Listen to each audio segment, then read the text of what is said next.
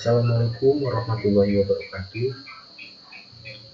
Perkenalkan, nama saya Rifki Ahmad. Saya dari kelas manajemen Dev. Di sini saya akan menjelaskan beberapa materi yang ditugaskan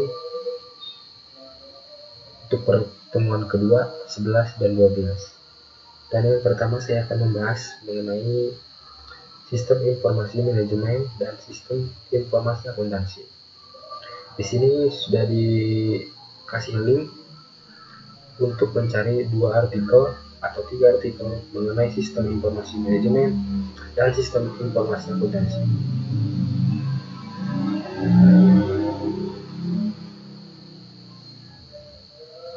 Di sini kita yang pertama mencari sistem informasi manajemen.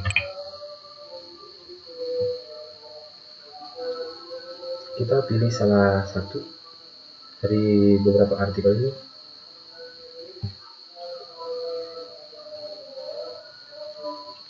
Di sini kita mendapat artikel dari Kosmen Haryawan.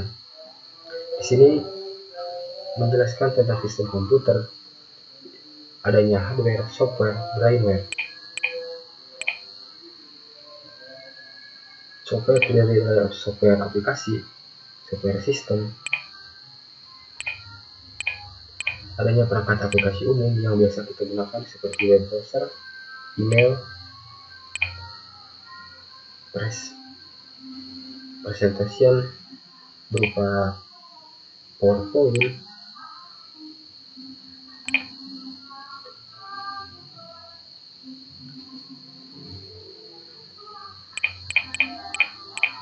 di sini kita bisa lihat beberapa aplikasi yang bisa digunakan dan sistem operasi berupa user interface.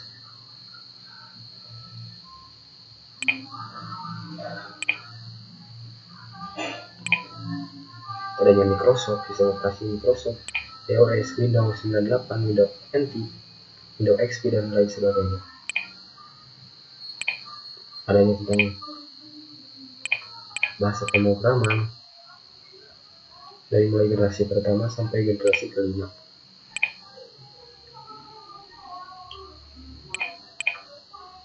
Adanya seperti aplikasi penyedia jaringan provider,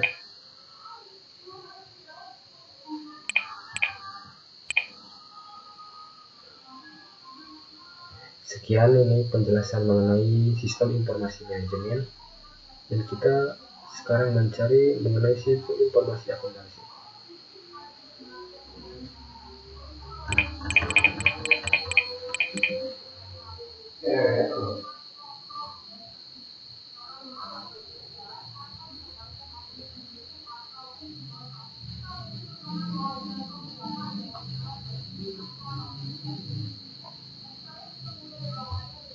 Kita tunggu untuk beberapa saat.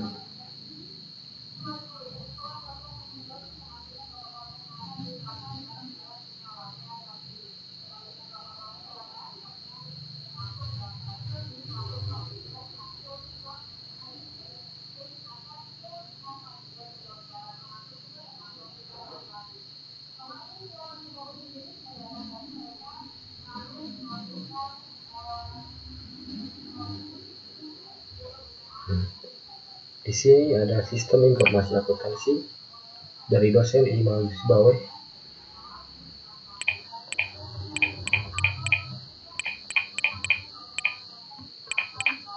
Yang berupa pengambilan keputusan dan laporan manajemen.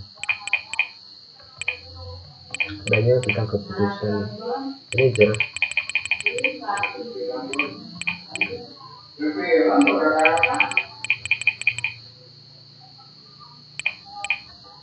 pengambilan keputusan manajemen. Di sini tentang masalah, tindakan, evaluasi, analisis, dan juga pengendalian.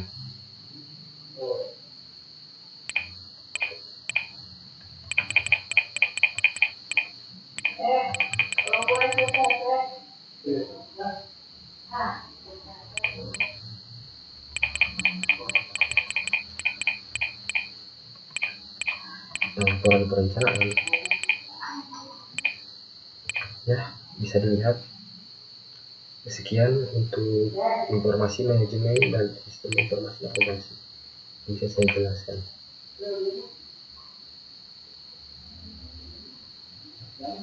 Sekian dan terima kasih mengenai materi sistem informasi manajemen dan sistem informasi akuntansi.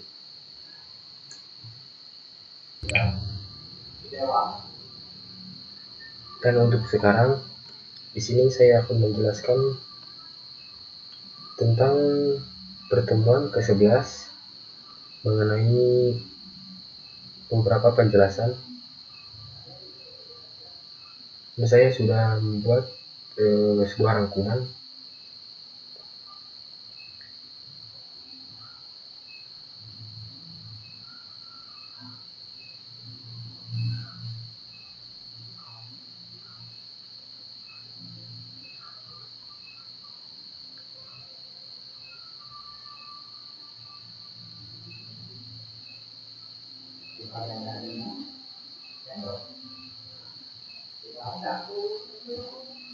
Di sini yang pertama saya akan menjelaskan mengenai saham.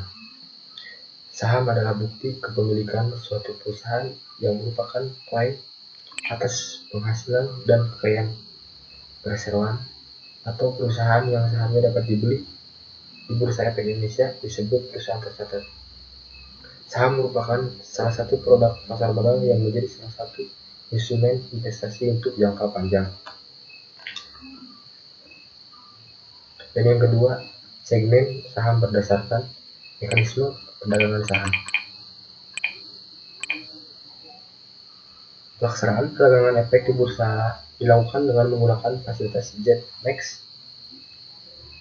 Perdagangan efek di bursa hanya dapat dilakukan oleh anggota bursa AB yang juga menjadi anggota clearing KPEI atau anggota bursa efek yang bertanggung jawab terhadap seluruh transaksi yang dilakukan di bursa baik untuk kepentingan sendiri maupun untuk kepentingan nasabah. Seperti ini dapat dilihat proses pelaksanaan perdagangan di bursa.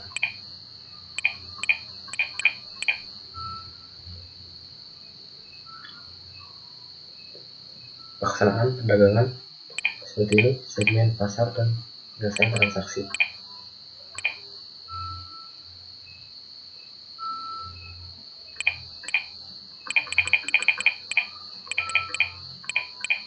Dan yang kedua dan untuk yang ketiga mengenai yang mempengaruhi naik turunnya saham. Yang pertama, adanya tingkat inflasi, deflasi, dan naik turunnya suku bunga acuan Bank Indonesia merupakan salah satu faktor yang dapat menyeret harga saham naik atau turun. Contohnya ketika inflasi terkerek naik, harga saham akan bergerak. Selanjutnya berpengaruh pada indeks harga saham gabungan. Yang pertama ada aksi koperasi perusahaan. Aksi koperasi yang dimaksud di sini berbentuk kebijakan yang diambil jajaran manajemen perusahaan. Dampaknya dapat mengubah hal-hal yang sifatnya fundamental dalam sebuah perusahaan. Contohnya aksi koperasi telah terjadi akuisisi, merger, issue, atau divestasi. Dan yang kedua, proyek kinerja perusahaan pada masa mendatang. Perkiraan terhadap performa kinerja perusahaan juga jadi salah satu turut mempengaruhi fluktuasi harga saham. Sebab performa perusahaan dijadikan acuan bagi para investor maupun analisis fundamental dalam melakukan pengkajian terhadap saham perusahaan.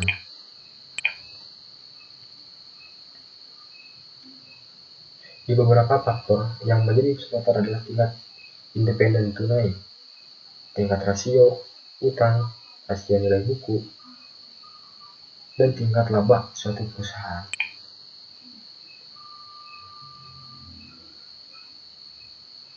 Perusahaan yang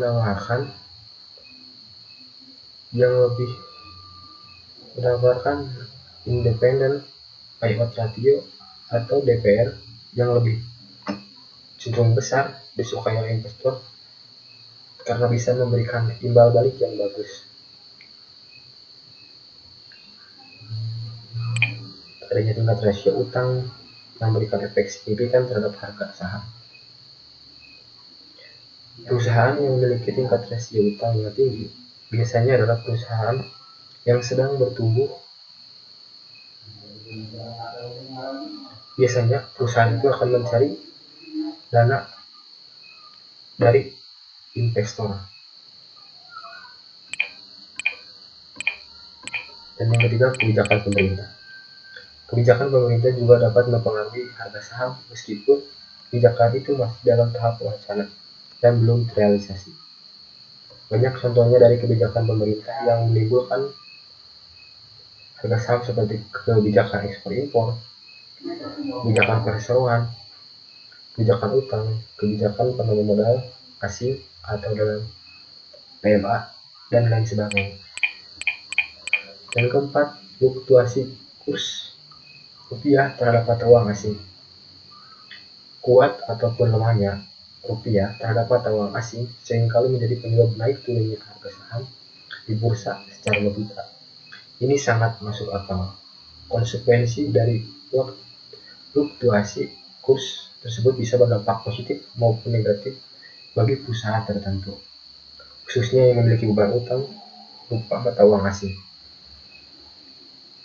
Seperti perusahaan importir atau perusahaan yang memiliki beban utang asing akan dirugikan akibat melemahnya kurs. Sebab ini berakibat pada meningkatnya biaya operasional dan secara otomatis juga mengakibatkan turunnya harga saham yang ditawarkan. Dan yang kelima adalah kondisi fundamental ekonomi makro. Misalnya, naik atau turunnya suku bunga yang diakibatkan kebijakan bank sentral Amerika. Dan yang kedua, naik turunnya suku bunga acuan Bank Indonesia dan nilai ekspor impor yang berakibat langsung pada nilai rupiah terhadap dolar Amerika. Tingkat inflasi juga termasuk dalam satu faktor kondisi ekonomi makro. Pengangguran yang tinggi diakibatkan faktor keamanan, goncangan politik juga berpengaruh secara langsung terhadap naik atau turunnya harga saham. Selain faktor itu, hubungan antara tingkat suku bunga perbankan dan pergerakan harga saham juga sangat jelas. Ketika suku bunga perbankan melejit, harga saham yang ditelankan di bursa akan cenderung turun tajam. Yang keenam, rumor sentimental pasar. Pasar saham ini sangat rawan akan info manipulatif, berita ataupun rumor yang dapat mempengaruhi terhadap kenaikan atau penurunan harga saham. Misalnya, seorang CEO atau direksi perusahaan tersebut membuat pernyataan yang negatif atau positif, secara otomatis saja saham perusahaan yang bersangkutan akan dapat terkoreksi baik maupun secara turun tiba-tiba. Yang ketujuh, faktor manipulasi pasar. Manipulasi pasar juga akan terjadi dan bisa secara langsung berdampak naik atau turunnya harga saham. Dan yang kelima, faktor kepanikan. Faktor kepanikan juga secara langsung berefektif pada fluktuasi harga saham.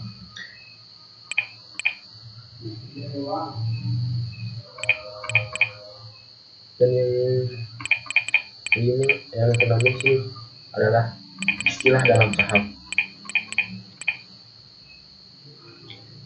Analisis saham. Dan yang pertama adalah analisis saham. Analisis saham selalu berkaitan dengan bagaimana cara kita menilai sebuah saham untuk dapat layak berinvestasi pada saham tersebut. Dan yang kedua ada ARA dan ARB. ARA di sini dari kepanjangan auto reject atas, sedangkan RB adalah auto reject bawah. Sebenarnya istilah digunakan kepada saham yang secara sistemik mengalami kenaikan ataupun penurunan yang signifikan. Dan yang kedua ada bullish adalah bearish.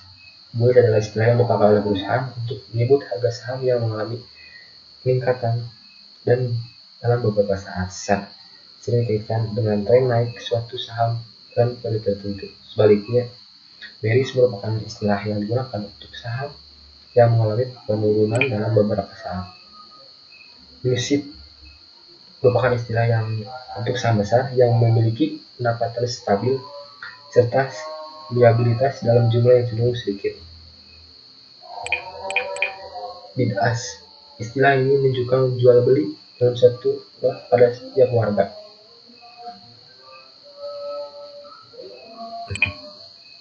Dan untuk yang keenam, ada cut loss, merupakan tindakan investor untuk mencegah atau mengurangi kerugian yang lebih dalam apabila mengalami turun yang berkelanjutan.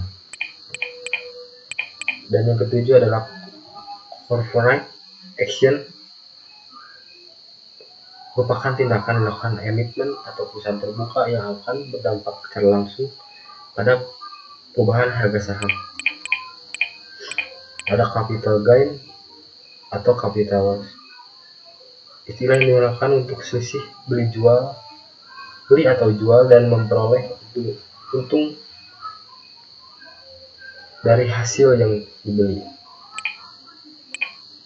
Ada dividen, ada emiten, merupakan badan usaha yang mengeluarkan surat berharga yang diperjualbelikan. Ada haki, istilah ini merupakan strategi investor dalam membeli saham dengan pasang harga tertinggi di kolom over atau antrian jual supaya mendapatkan saham yang diinginkan lebih besar. Di sini yang ke-12 ada take profit.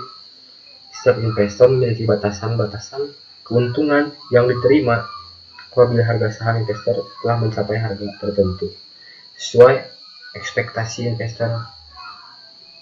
Mereka akan menjual saham tersebut karena sudah memiliki keuntungan yang sesuai diharapkan.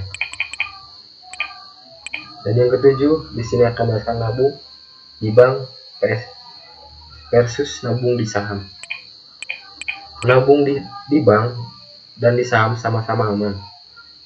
Menabung di bank memiliki keuntungan yang terletak pada sistem keamanan yang mana uang yang kita miliki tidak akan dicuri oleh orang lain, walaupun akan terjadi aksi kejahatan. Maka pihak bank akan bertanggung jawab semua kerugian tersebut.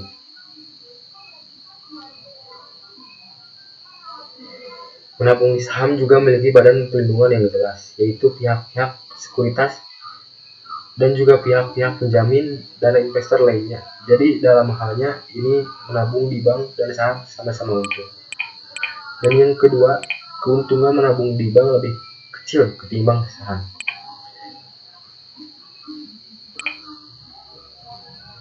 Menabung di bank memiliki imbal hasil yang lebih kecil ketimbang menabung di saham.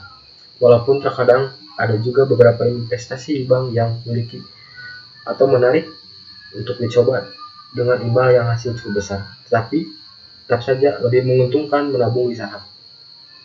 Saham memiliki fluktuasi yang besar. Kenapa? Imbal hasilnya juga besar, sedangkan menabung di bank tidak ada fluktuasi nilai tabungan, paling fluktuasi rupiah terhadap nilai mata uang asing. Seperti halnya dengan menabung di bank, risikonya kecil, sedangkan di saham risikonya besar. Karena investasi yang mereka tawarkan terbilang rendah risiko. Mereka hanya menyimpan uang nasabah dengan sedikit bunga dan bunga bank tersebut juga dihitung berdasarkan banknya atau jumlah tabungan Anda.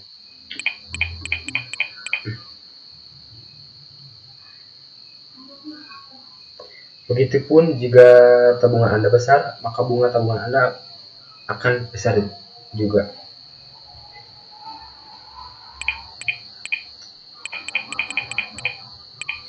Dan yang keempat, menabung di bank hanya menjadi nasabah, tapi kalau di saham menjadi investor. Dan yang kelima ada menabung di bank tergerus oleh inflasi, tapi kalau di saham akan besar kemungkinan tidak. Dan yang keenam, menabung di bank memiliki imbal hasil yang pasti, sedangkan menabung di saham tidak.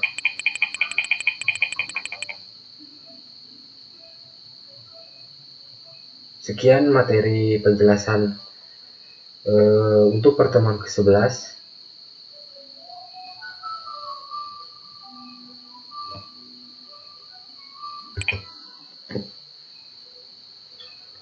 Dan di sini saya akan menjelaskan untuk pertemuan ke-12, yaitu membuat akun di RTI dan Stockbit.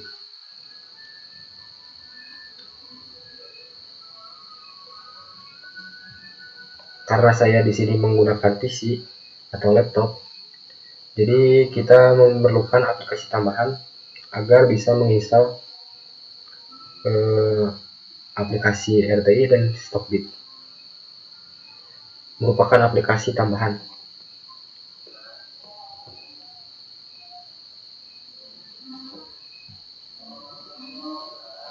Di sini kita bisa lihat merupakan aplikasi tambahan, yaitu berupa BlueStack. Anda dapat mendownloadnya di Google.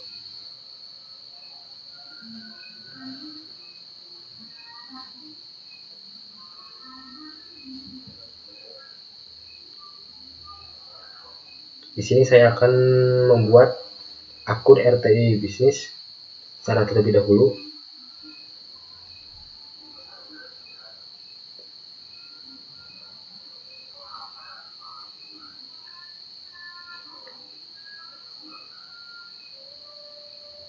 Kita tunggu untuk beberapa saat.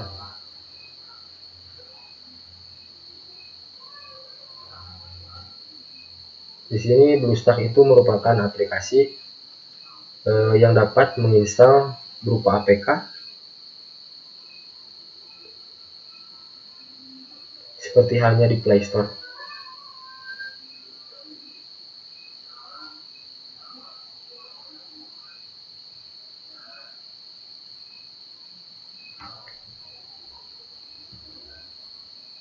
Karena saya sudah mendownload RTI bisnis, jadi kita hanya langsung membuat akun.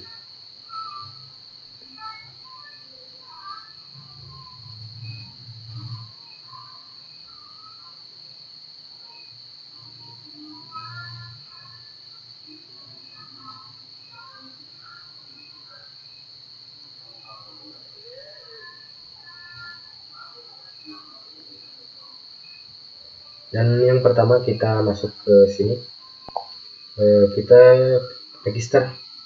Karena belum mempunyai akun, kita membuat terlebih dahulu.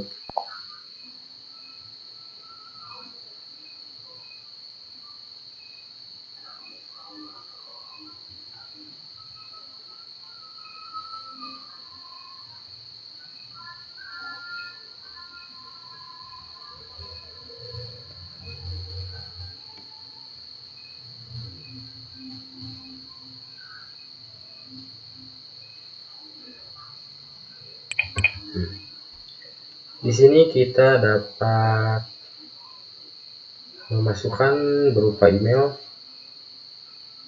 Kita coba terlebih dahulu.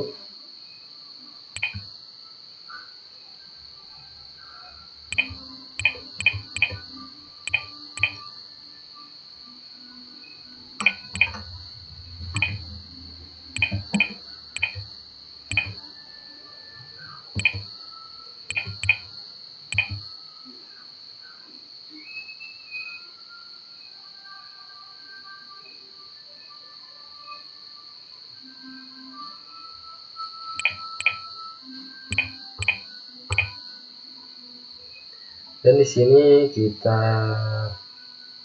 diminta memasukkan password dengan minimal 6 huruf.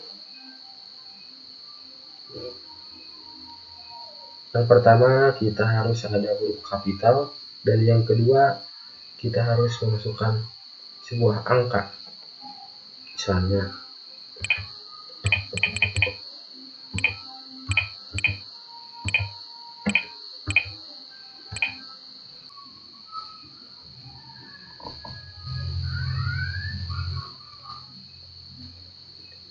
Dan di sini misalnya kata sandingnya seperti ini,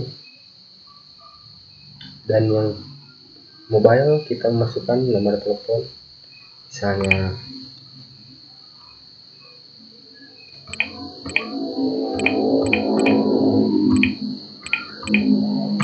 seperti ini, kita register. Yes, setelah kita mendaftar akun RT bisnis, kita lanjut untuk mendaftar akun dari Stockbit. Kita buka terlebih dahulu.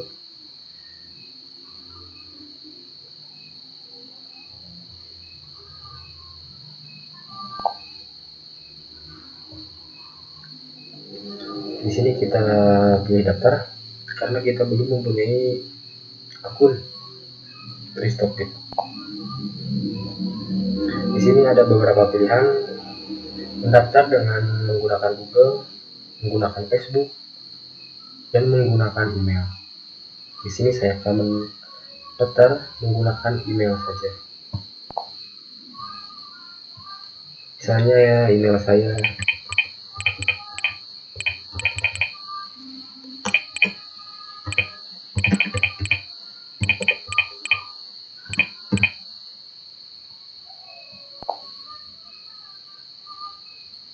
misalnya nama lengkap kalian,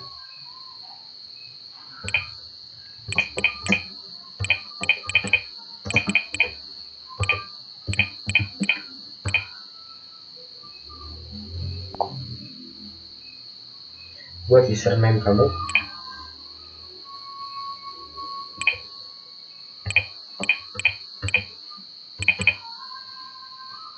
misalnya seperti ini, dan kita memasukkan 6 password minimal 6 karakter, misalnya huruf besar dengan adanya angka, misalnya seperti ini, dan memasukkan nomor ponsel yang aktif.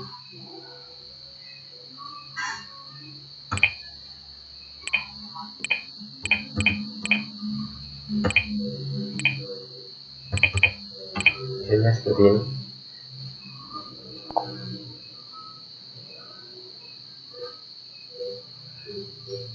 Kita tunggu untuk beberapa saat.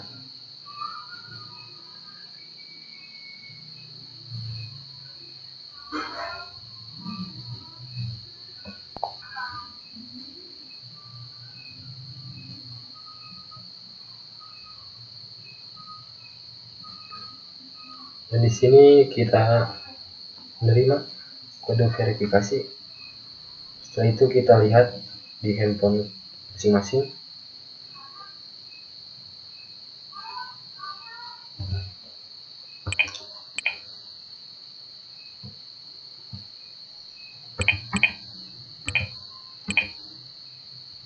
Kita selanjutnya sebagai kode OTP. Di sini kita dan ini merupakan akhir dari membuat akun di Stockbit dan juga RT bisnis. Sekian yang bisa saya jelaskan, dan mohon maaf bila ada kesalahan mengenai yang saya sampaikan. Sekian dan terima kasih. Assalamualaikum warahmatullahi wabarakatuh.